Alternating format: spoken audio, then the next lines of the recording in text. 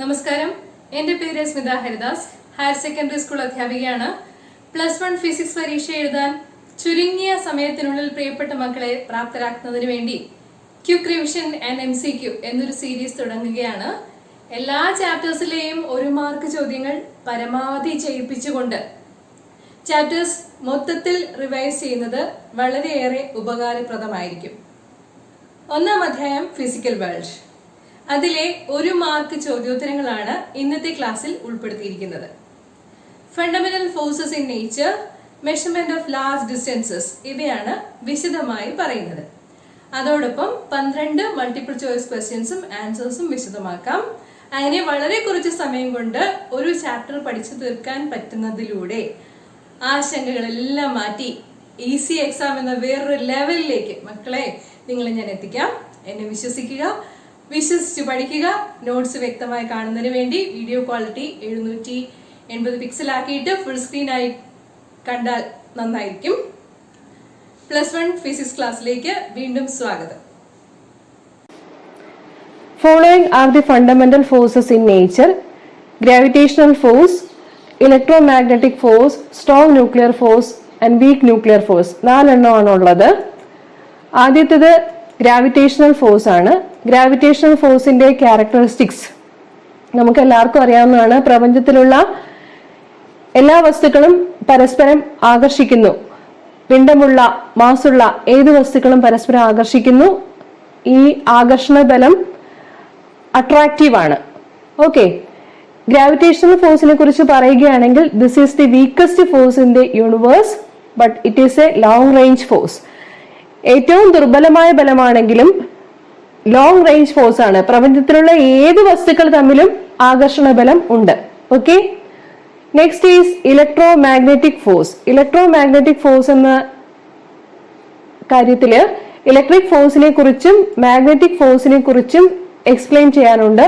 Electric force എന്നാൽ the force of attraction or repulsion between 2 electric charges. നമുക്കറിയാം 2 തരം charges ആണുള്ളത്, പോസിറ്റീവ് ചാർജും നെഗറ്റീവ് ചാർജും.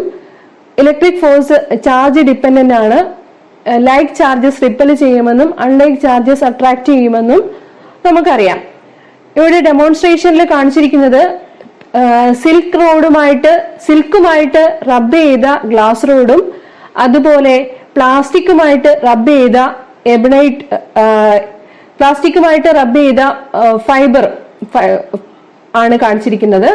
So when a glass rod is rubbed with silk, some of the electrons from glass rod is transferred to silk. So glass rod becomes positively charged and silk becomes negatively charged. Okay, when a plastic rod is rubbed with the fiber, electrons from fiber is transferred to plastic rod.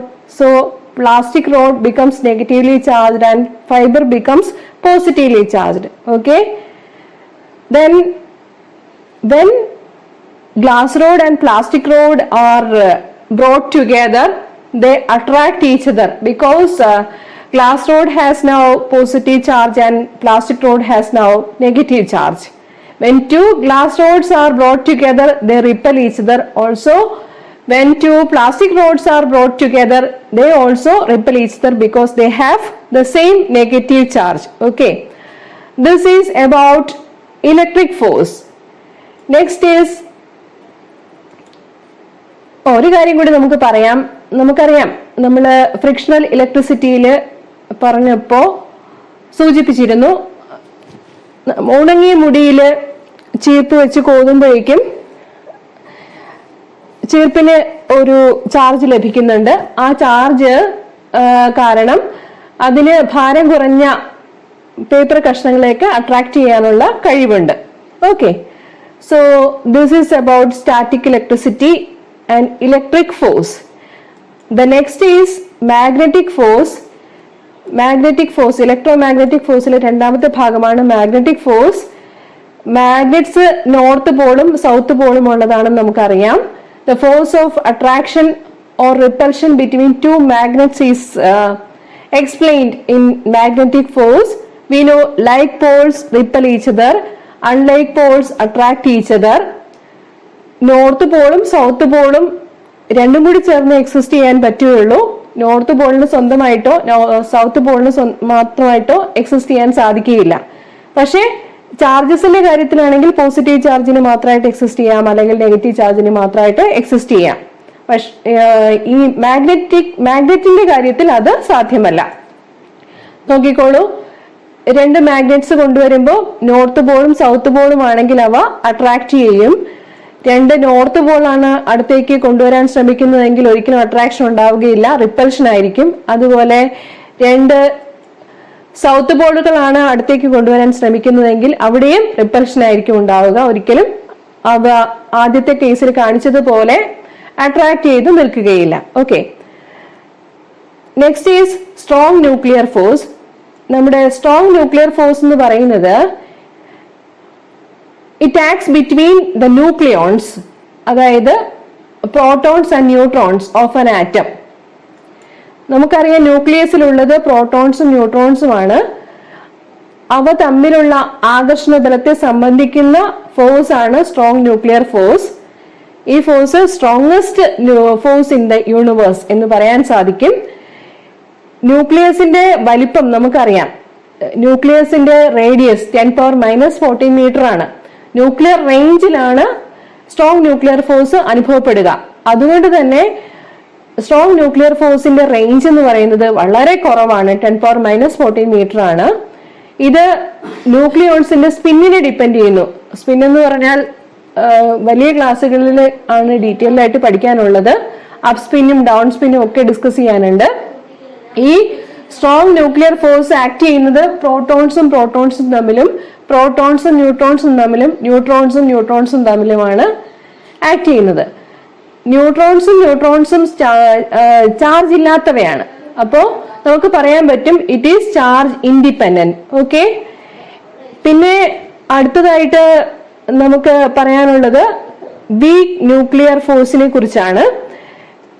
Week nuclear force actually നിങ്ങളുടെ സ്കോപ്പിനേക്കാളും പുറത്തുള്ള കാര്യങ്ങളാണ് weak nuclear ഫോഴ്സിൽ പറയുന്നത്.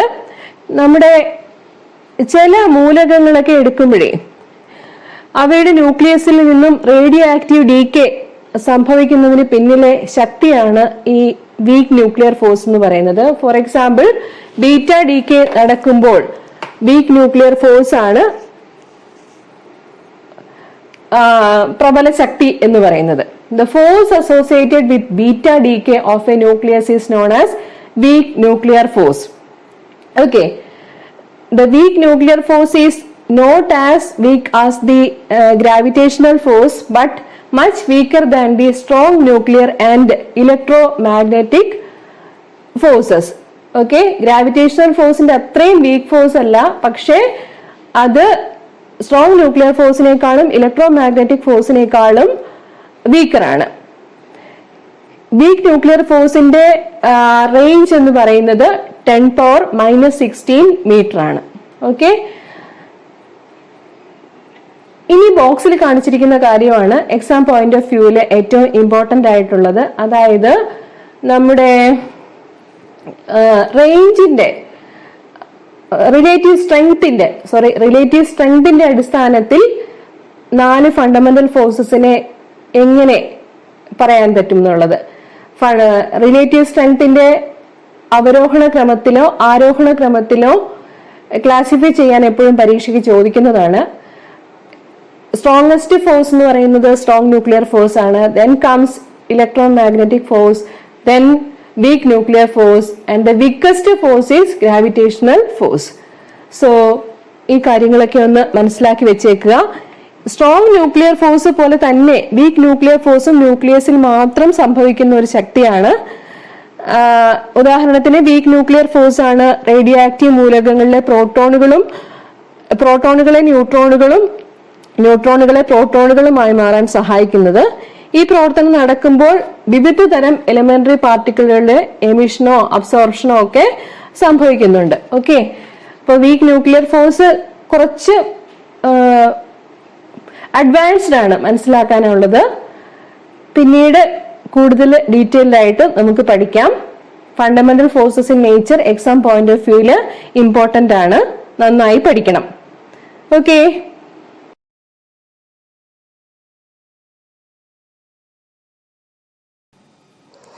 Physical world എന്ന ചാപ്റ്ററിലെ ഏതാനും multiple choice questions നോക്കാം. Multiple choice questions ആണ് പലപ്പോഴും എക്സാമിന് വരാറുള്ളത് ഈ ഭാഗത്ത് നിന്ന്. First question, what is the scientific principle behind computers? First option digital logic, second total internal reflection, third superconductivity, fourth Bernoulli's principle. Digital logic ആണല്ലേ, അപ്പൊ നമുക്ക് അത് മാർക്ക് ചെയ്യാം ഡിജിറ്റൽ ലോജിക് എന്ന്. ഇനി force of attraction, mutual attraction between any two objects by virtue of masses, ഏതാണ്? Gravitational force ആണ്. അടുത്ത question, the force which binds the protons and neutrons in a nucleus. Strong nuclear force explain ചെയ്തിരുന്നു. ആ option കൊടുത്തു നോക്കി, തെറ്റാണെങ്കിൽ നമുക്ക് പിന്നീട് മാറ്റി കൊടുക്കാമേ. Which of the following relates the working of an aeroplane? Working of an aeroplane എന്ന് പറയുന്നത് ബെർണോളിസ് പ്രിൻസിപ്പിൾ ആണ്. നമുക്ക് ഫ്ലൂയിഡ്സിൽ ഡീറ്റെയിൽഡ് ആയിട്ട് ബെർണോളിസ് പ്രിൻസിപ്പിൾ പഠിക്കാനുണ്ട്. എന്താണ് ബെർണോളിസ് പ്രിൻസിപ്പിൾ? നമ്മുടെ എയ്റോപ്ലെയിന്റെ വിങ്സ് ഇല്ലേ, അതിനൊരു പ്രത്യേകതരം ഷേപ്പാണ് അല്ലെ. ഇങ്ങനെ ഒരു പ്രത്യേകതരം മൊറം പോലെ ആയിരിക്കണം, ഉയർന്ന് താഴ്ന്ന്. താഴത്തെ ഭാഗം ഫ്ലാറ്റ് ആയിരിക്കും, പിന്നെ മുകളിലത്തെ ഭാഗം ഉയർന്ന് താഴ്ന്ന് ഒരു പ്രത്യേക ഷേപ്പിലാണ്. Okay. When an aeroplane moves forward, the air blown in the form of streamlines over the wings of an aeroplane. Streamline ഫ്ലോവും ടർബുലന്റ് ഫ്ലോവും എന്താണെന്നൊക്കെ ഡീറ്റെയിൽഡ് ആയിട്ട് മനസ്സിലാക്കണമെന്നുണ്ട്. ഇപ്പൊ തൽക്കാലം ഇത്രയും മനസ്സിലാക്കുക. എയ്റോപ്ലെയിൻ എങ്ങനെയാണ് മൂവ് ചെയ്യുന്നത്? As the upper surface of the wing is more curved than the lower surface, the speed of air above the wings is larger than the speed of air below the wings. അപ്പോൾ ഈ aeroplane move ചെയ്തുകൊണ്ടിരിക്കുമ്പോഴേ മുകളിലത്തെ ഭാഗത്തിലെ വിങ്സിന്റെ മുകളിലുള്ള എയറിന്റെ velocity വളരെ കൂടുതലായിരിക്കും, താഴത്തെ ഭാഗത്തെ എയറിന്റെ velocity വളരെ കുറവായിരിക്കും. അങ്ങനെ വരുമ്പോൾ the pressure above the wings becomes less than the pressure below the wings. മുകളിലത്തെ പ്രഷർ കുറവായിരിക്കും, താഴത്തെ പ്രഷർ കൂടുതലായിരിക്കും. അങ്ങനെ ഒരു ഡിഫറൻസ് ഇൻ പ്രഷർ രൂപീകരിക്കപ്പെടും. Due to this pressure difference the aeroplane wings get upward force to overcome gravitational force. അപ്പോൾ ഒരു അപ്ത്രസ്റ്റ് ഉണ്ടാവും ഈ പ്രഷർ ഡിഫറൻസ് കാരണം. അങ്ങനെ എയ്റോപ്ലെയിൻ വിങ്സിന് മുകളിലേക്ക് ഗ്രാവിറ്റേഷണൽ ഫോഴ്സിനെ ഓവർകം ചെയ്ത് പോകാൻ സാധിക്കും. നിങ്ങൾക്കിത് അത്ര കാര്യമായിട്ടൊന്നും മനസ്സിലായിട്ടില്ല എന്നറിയാം. ബെർണോളിസ് പ്രിൻസിപ്പിൾ നമ്മൾ ഡീറ്റെയിൽഡ് ആയിട്ട് +1 ഫിസിക്സിൽ പഠിക്കുന്നുണ്ട്. ഒരുപാട് ആപ്ലിക്കേഷൻസ് ഉള്ള ഭാഗമാണ്. ഇപ്പോ തൽക്കാലം ഈ ഓപ്ഷൻ മാർക്ക് ചെയ്യാണ് ബെർണോളിസ് പ്രിൻസിപ്പിൾ എന്നുള്ളത്. ഡീറ്റെയിൽഡ് ആയിട്ട് നമുക്ക് വീണ്ടും പഠിക്കാം. ടോട്ടൽ എനർജി കോൺസ്റ്റന്റ് ആണെന്ന് ഉള്ളൊരു പ്രിൻസിപ്പിൾ ആണിത്. Pressure energy, potential energy, kinetic energy, ഇതിന്റെ എല്ലാത്തിനെയും കൂടി സം എടുത്ത കോൺസ്റ്റന്റ് ആണെന്ന് പറയുന്നതാണ് Bernoulli's principle. Okay. Out of the following forces which one is the strongest?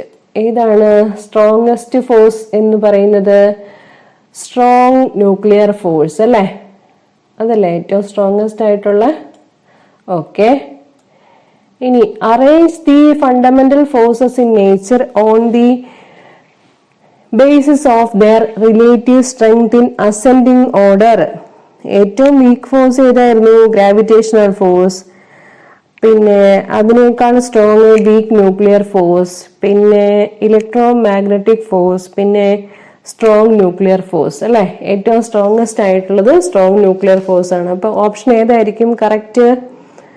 A ആണോ നോക്കാം, മാർക്ക് ചെയ്യാം. അവസാന റിസൾട്ട് നമുക്ക് നോക്കാം. ഈ ക്വസ്റ്റ്യൻ വളരെ ഇമ്പോർട്ടന്റ് ആണ്. Arrange the fundamental forces in nature on the basis of their relative strength in ascending order. എല്ലാ പരീക്ഷയ്ക്കും അസെൻഡിങ് ഓർഡറിലോ ഡിസെൻഡിങ് ഓർഡറിലോ എഴുതാൻ വേണ്ടിയിട്ട് ചോദിക്കാറുണ്ട്. അടുത്ത ക്വസ്റ്റ്യൻ റോക്കറ്റ് പ്രൊപ്പൽഷൻ. റോക്കറ്റ് പ്രൊപ്പൽഷന്റെ പ്രിൻസിപ്പിൾ പറഞ്ഞു, Newton's laws of motion. Law of conservation of linear momentum, third law of motion. അപ്പോൾ option കൊടുത്തത് Newton's laws of motion എന്നാണ്. ഇനി the process of splitting of a heavy nucleus into two is known as nuclear fission. അല്ലേ? അടുത്തത് universal law of gravitation is discovered by Isaac Newton. ഒരു question കൂടി പറയാം. Gravitational force is always attractive. ഇല്ലേ? ചാർജ് ഒന്നും ഇല്ലല്ലോ അട്രാക്ഷനും റിപ്പൽഷൻ പറയാൻ വേണ്ടിയിട്ട്. So it is always attractive. 10 ക്വസ്റ്റ്യന്റെ ആൻസേഴ്സ് നമ്മൾ മാർക്ക് ചെയ്തു. റിസൾട്ട് എങ്ങനെയാണെന്ന് നോക്കാം. കണ്ടോ? 10 on 10 കിട്ടി. സോ ഈ ക്വസ്റ്റ്യൻസ് ഒക്കെ ഒന്ന് റിപ്പീറ്റ് ചെയ്ത് പഠിച്ചോളൂ. ലാർജ് ഡിസ്റ്റൻസ് മെഷർ ചെയ്യാനുള്ള മെത്തേഡാണ് parallax method. Parallax method enables to measure the distance between far away objects. Example, Sun and Earth. ഭൂമിയിൽ നിന്ന് സൂര്യനിലേക്കുള്ള അകലം കണക്കാക്കണമെന്നിരിക്കട്ടെ. എങ്ങനെ കണക്കാക്കാം? അതിനുവേണ്ടി ഭൗമോപരിതലത്തിലെ 2 സ്ഥലങ്ങൾ എയും ബിയും ആണെന്നിരിക്കട്ടെ. എയിൽ നിന്നും ബിയിൽ നിന്നും സൂര്യനെ നിരീക്ഷിക്കുക. നിരീക്ഷിക്കുമ്പോൾ കിട്ടുന്ന ആംഗിൾ തീറ്റ ആണെന്ന് വിചാരിക്കുക. സ്ഥലങ്ങൾ തമ്മിലുള്ള അകലം ബി ആണെന്നിരിക്കട്ടെ. സൂര്യനിലേക്ക് എയിൽ നിന്നും ബിയിൽ നിന്നും ഉള്ള ദൂരം ഡി ആണെന്നും ഇരിക്കട്ടെ. ഓക്കെ, അങ്ങനെയാണെങ്കിൽ നമുക്ക് ആംഗിൾ കണക്കാക്കാനുള്ള ഒരു ഇക്വേഷൻ ഉണ്ട്. Angle theta equal to arc divided by radius എന്നുള്ളതാണ് ഇക്വേഷൻ.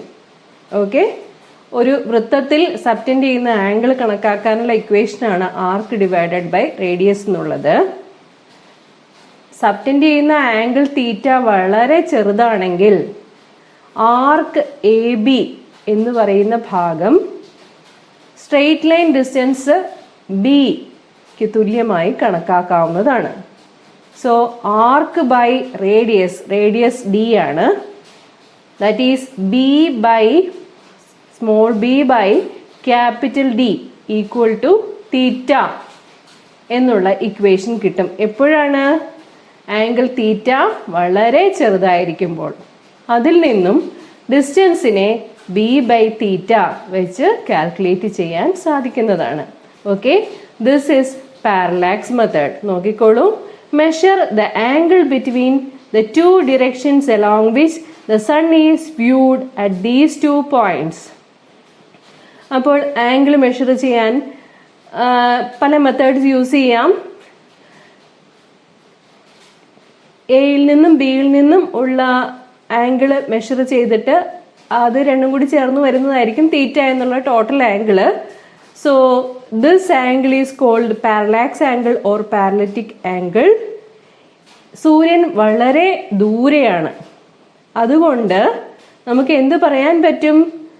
സ്ഥലങ്ങൾ തമ്മിലുള്ള അകലത്തെ അപേക്ഷിച്ച് സൂര്യനിലേക്കുള്ള ദൂരം ക്യാപിറ്റൽ ഡി വളരെ വലുതാണ്. അതുകൊണ്ട് തന്നെ തീറ്റ എന്നുള്ളത് വളരെ ചെറിയൊരു ആംഗിളാണ്. അങ്ങനെ ആകുമ്പോൾ we can take A B as an arc of length B of the circle with centre S and D as the radius of the circle. Then by the equation theta equal to arc by radius, theta equal to small b by capital D, the distance capital D between earth and sun can be calculated as capital D equal to b by theta. Okay, next let us discuss range of lengths. ഏറ്റവും ചെറിയ length മുതൽ വലിയ length വരെ ഇവിടെ കൊടുത്തിട്ടുണ്ട്. Size of a proton 10⁻⁻15 metre, atomic nucleus 10⁻⁻14 metre, size of hydrogen atom or radius of hydrogen atom is of the order of 10⁻⁻10 metre. ഇതിനെ 1 angstrom എന്ന് പറയും. 1 ക്യാപിറ്റൽ എ ഇട്ടിട്ട് എയുടെ മുകളിൽ 0 ഇടണം. അതാണ് 1 ആങ്സ്ട്രോം. പിന്നെ വേവ് ലെങ്ത് ഓഫ് ലൈറ്റ് കൊടുത്തിട്ടുണ്ട് 10⁻⁻7 metre. Radius of the earth 6500 kilometre. അതിനെ മീറ്റർ ആക്കുമ്പോൾ ഏകദേശം 10⁻7 മീറ്റർ ഓർഡറിൽ കിട്ടും. Distance of moon from the earth 10�8 metre.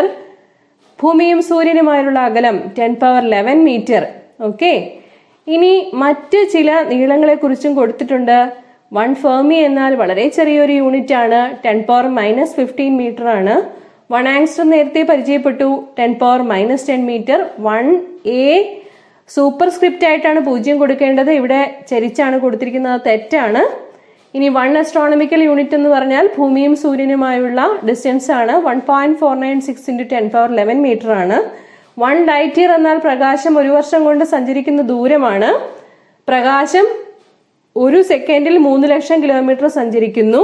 അങ്ങനെ 365 ദിവസം കൊണ്ട് എത്ര ദൂരം സഞ്ചരിക്കുന്നു എന്ന് കണക്കാക്കിയാൽ 3 × 10⁸ × 365.25 × 24 × 60 × 60 അത്രയും കാൽക്കുലേറ്റ് ചെയ്താൽ കിട്ടുന്നതായിരിക്കും 9.46 × 10⁻15 മീറ്റർ എന്നുള്ളത്.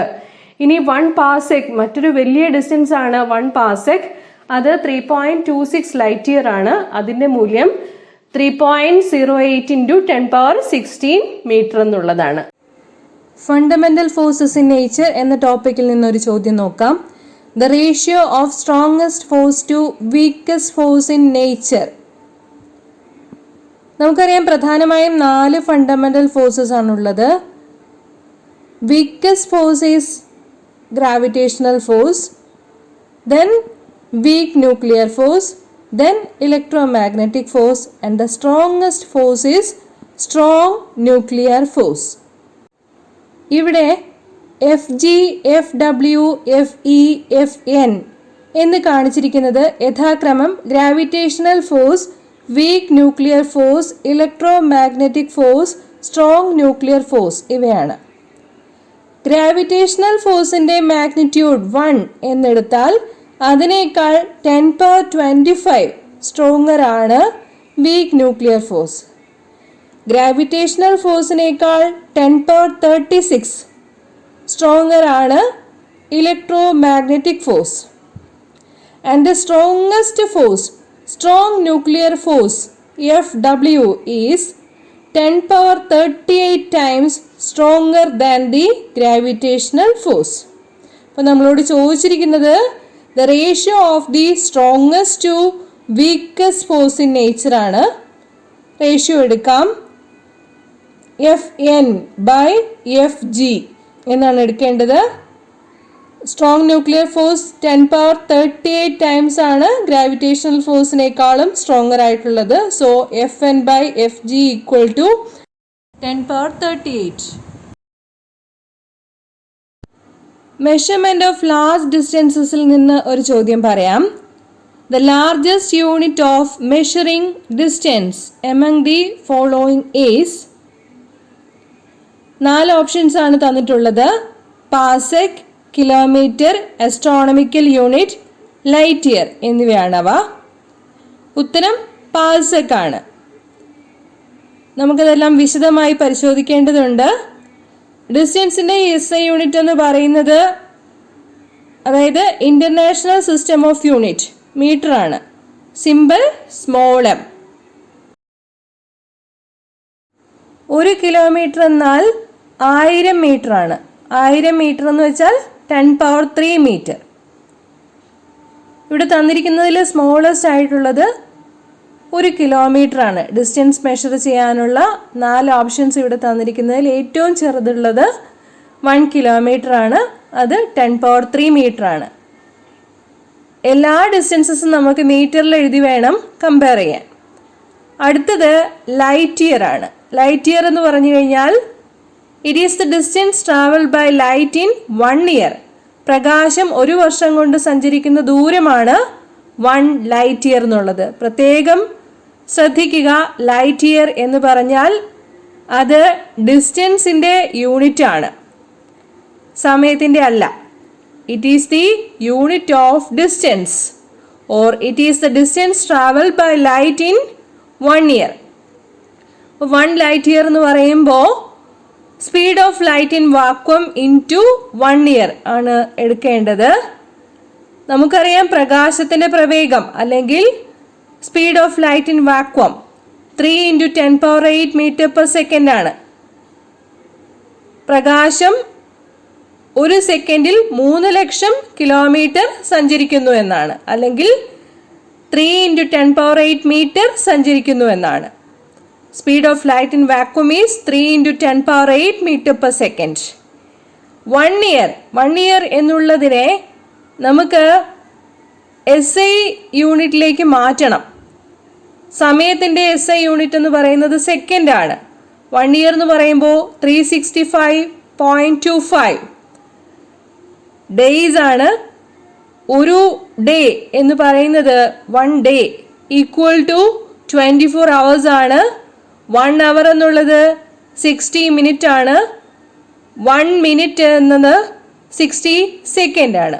അപ്പോൾ 1 ഇയറിനെ സെക്കൻഡിലേക്ക് കൺവേർട്ട് ചെയ്യുമ്പോൾ മൊത്തത്തിൽ കിട്ടുക 365.25 × 24 × 60 × 60 സെക്കൻഡ് എന്നാണ്. So 1 light year equal to speed of light in vacuum into 1 year equal to 3 × 10⁸ meter/second into 365.25 × 24 × 60 × 60 second. ഇവിടെ സെക്കൻഡ് റേസ് ടു -1 സെക്കൻഡും ക്യാൻസലായി പോകും. 1 light year എന്ന് പറയുന്നത് നമുക്ക് മീറ്ററിലാണ് കിട്ടുക. ഡിസ്റ്റൻസിൻ്റെ യൂണിറ്റ് ആണല്ലോ. ഈ കാൽക്കുലേഷൻസ് ചെയ്ത് നോക്കുമ്പോൾ 1 light year കിട്ടുന്നത് 9.467 × 10⁻15 മീറ്റർ എന്നാണ്. അപ്രോക്സിമേറ്റ് ചെയ്തിട്ട് 9.5 × 10⁻15 മീറ്റർ എന്ന് വേണമെങ്കിലും എഴുതാവുന്നതാണ്. So 1 light year equal to സിമ്പിളായിട്ട് എഴുതുമ്പോൾ 1 LY equal to 9.467 × 10⁻15 metre. Okay, അടുത്ത മെഷർമെൻറ്റ് ഓഫ് ഡിസ്റ്റൻസ് ഡിസ്കസ് ചെയ്യാനുള്ളത് astronomical യൂണിറ്റ് ആണ്. One astronomical unit is defined as the mean distance of the earth from the sun. ഭൂമിയിൽ നിന്ന് സൂര്യനിലേക്കുള്ള ദൂരത്തെയാണ് 1 astronomical unit എന്ന് define ചെയ്തിരിക്കുന്നത്. അത് 1.496 × 10⁻11 മീറ്റർ ആണ്. ഓക്കെ, പാസെക്കിൻ്റെ മെഷർമെൻറ്റ് ഒന്ന് ചെയ്ത് പഠിക്കണം. Largest practical unit of distance used in astronomy അതാണ് പാസെക്. പാരലക്റ്റിക് സെക്കൻഡ് എന്നാണ് പറയുക. It is defined as the distance at which an arc of length 1 astronomical unit subtends an angle of 1 second of an arc. പാരലക്റ്റിക് മെത്തേഡിൽ large distance measurement എങ്ങനെയാണെന്നുള്ളതിനെ കുറിച്ച് ഒരു video ചെയ്തിട്ടുണ്ട്. Link description ബോക്സിൽ കൊടുത്തിരിക്കാം, ഒന്ന് നോക്കണം. ഇവിടെ ഡയഗ്രാം വരച്ചിരിക്കുന്നത് ശ്രദ്ധിക്കുക. ആംഗിൾ 1 സെക്കൻഡ് ആണ്. അപ്പോൾ തീറ്റ ഈക്വൽ ടു 1 സെക്കൻഡ് എന്ന് കാണിച്ചിരിക്കുന്നു.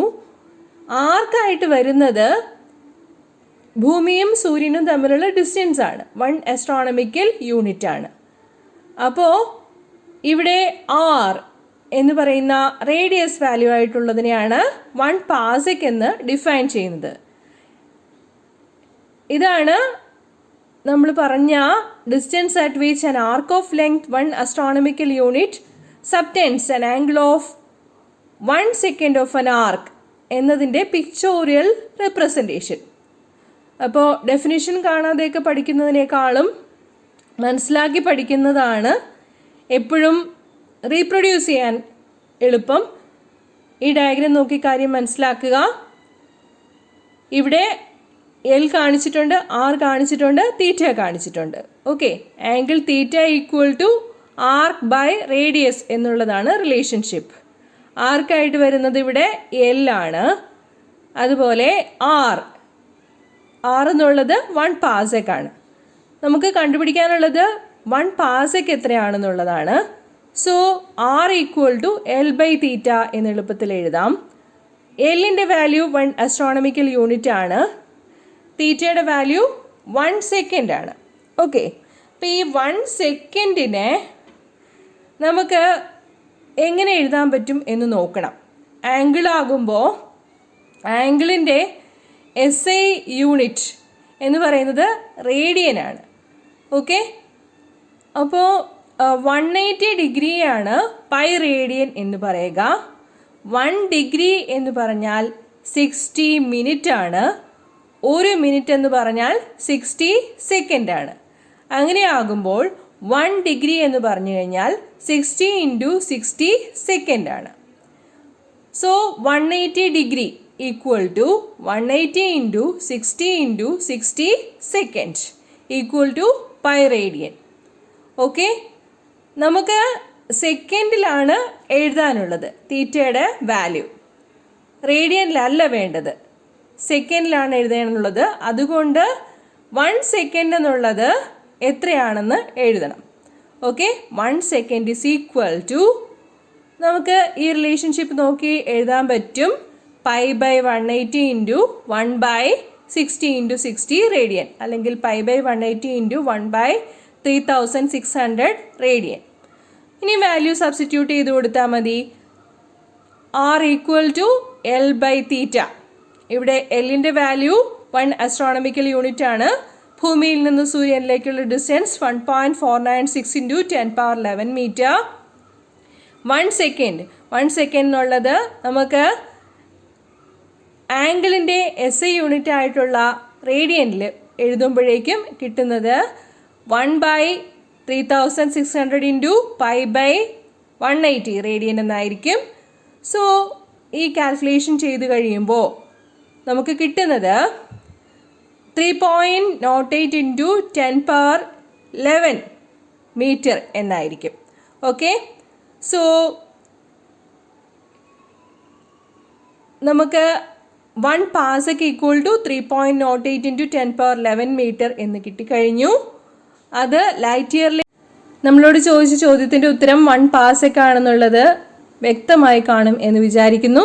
ഇത് തന്നെ മറ്റൊരു തരത്തിലും ചോദിക്കാവുന്നതാണ്. അതായത് relation between 1 astronomical unit, 1 light year and 1 parsec എന്ന രീതിയിൽ. നമുക്കറിയാം, ഇപ്പോൾ 1 astronomical unit എന്നാൽ 1.5 × 10⁻11 മീറ്റർ ആണ്. 1 light year എന്നാൽ 9.46 × 10⁻15 മീറ്റർ ആണ്. 1 parsec എന്നാൽ 3.08 × 10⁻16 മീറ്റർ ആണ്. അപ്പോൾ 1 light year divided by 1 astronomical unit ratio എടുക്കുകയാണെങ്കിൽ, ലൈറ്റ് ഇയറും അസ്ട്രോണമിക്കൽ യൂണിറ്റും തമ്മിലുള്ള റിലേഷൻഷിപ്പ് കണ്ടുപിടിക്കാൻ വേണ്ടിയിട്ട് റേഷ്യോ എടുക്കുകയാണെങ്കിൽ നമുക്ക് കിട്ടുക 9.46 × 10⁻15 metre divided by 1.5 × 10⁻11 metre equal to 6.3 × 10⁻4 എന്നായിരിക്കും. അതൊരു നമ്പറാണ്. So 1 light year equal to 6.3 × 10⁻4 astronomical unit. Light ഇയറും astronomical യൂണിറ്റും തമ്മിലുള്ള റിലേഷൻഷിപ്പാണിത്. അതുപോലെ തന്നെ പാസെക്കും ലൈറ്റ് ഇയറും തമ്മിലുള്ള റിലേഷൻഷിപ്പും കണ്ടുപിടിക്കാൻ പറ്റുന്നതാണ്. 1 പാസെക്കിൻ്റെ വാല്യൂ നമുക്കറിയാം. 1 പാസെക് ഈക്വൽ ടു 3.08 × 10⁻16 മീറ്റർ ആണ്. 1 light year equal to 9.46 × 10⁻15 metre ആണ്.